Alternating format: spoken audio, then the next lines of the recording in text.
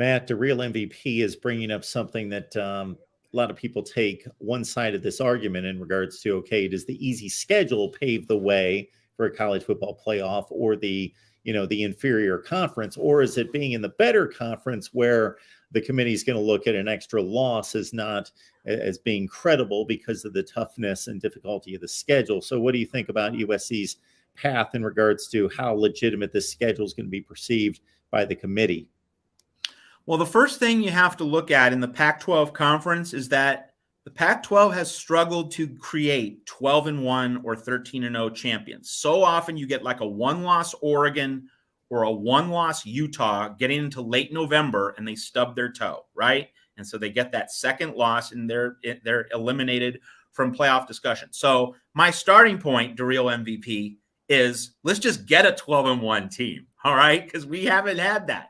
So Washington in 2016 was a 12-1 team and got in. So let's just get there and then test that theory about whether a 12-1 team will get in. Now, in terms of diving in a little deeper on that, it obviously goes to what are the other teams doing? Do you have a 2-loss Georgia? Does Georgia somehow pick up 2 losses at some point in the season while you have SEC champion Alabama unbeaten, or can Georgia go 12-1? That is an obvious tension point. And then Ohio State, at 12-1 probably is in very good shape for a playoff berth, but losing twice, that would also change the conversation.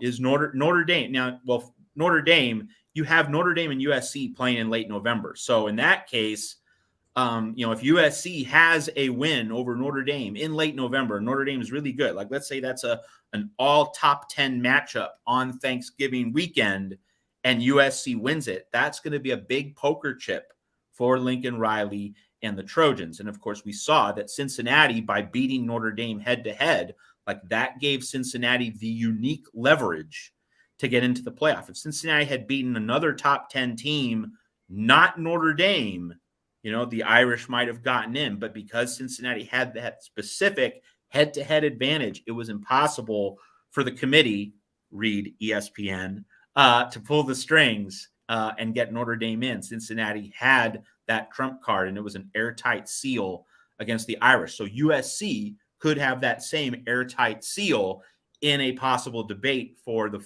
4th playoff seed. So there are a lot of particularities that attach to this particular season that could go in USC's favor. But again, to kind of broaden the picture again on this particular debate, the Pac-12 has not produced many 12-1 conference champions. That's why it's working on a 6-year college football playoff drought. Everyone in the Pac-12, everyone who covers football in the Pac-12, everyone who wants to see the Pac-12 succeed at the highest level in college football, George Kliavkoff on down, they know we just need to get a 12-1 conference champion again, because that's been the dry spell, which is what's caused this massive playoff zero since 2016. And unfortunately for the Pac-12, the last time a team did reach the playoff from the Pac-12 was 2016, and most people believe that not to even be the best team in the Pac-12 at that point. Washington played basically a nondescript. I think Rutgers was their big non-conference game, went through the Pac-12, beat a pretty mediocre Colorado team that was just, had a spike of a year in the Pac-12 championship game. And USC beat them by 2 touchdowns and was red hot by the end of the year. Of course, with Sam Darnold, won the Rose Bowl and was a team that everybody wanted to see, in terms of fans wanted to see in the playoff that year. Nobody wanted to see USC as an opponent on the field, though. Let me interject.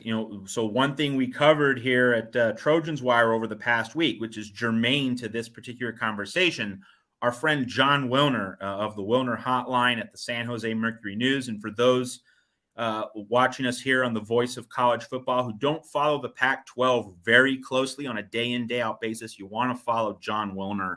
Has his finger on the pulse of the conference, one of the best reporters and insiders covering all of Pac-12 athletics. So he came out with a column last week saying that he expects a change in the Pac-12 championship games format as early as next year, as early as 2023, in which the Pac-12 is going to scrap the 2-division format and go to the Big 12 model of the top 2 teams in the conference. So like that has definite implications, Mark, for what you just pointed out, that you want to get your 2 best teams in. You want to have the elites. You want to have the hot teams playing at the end of the season so that you don't have, you know, a 3-loss Colorado or some other team in that championship game. It's also, of course, the dynamic that the ACC has had with Clemson beating a 4 or 5-loss tomato can in Charlotte most years. Obviously, you didn't have that last year, but you know, most years that's been the case. So the Pac-12 is probably going to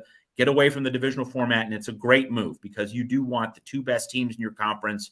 You don't want that artificial barrier created by divisions. So, and it's interesting that USC could really use that new format this year because USC and Utah, in my mind at least, are clearly the 2 best teams in the conference. Some will say Oregon is in the mix, but if you do accept the idea that USC and Utah are 1 and 2, regardless of order, then a divisionless Pac-12 title game format would really help the Trojans. But because that format's not going to be in place this year, if USC loses that game in Salt Lake City, you know, the Trojans might get boxed out at the Pac-12 title game, and it's going to be Oregon, even though the Trojans might be better than the Ducks this season.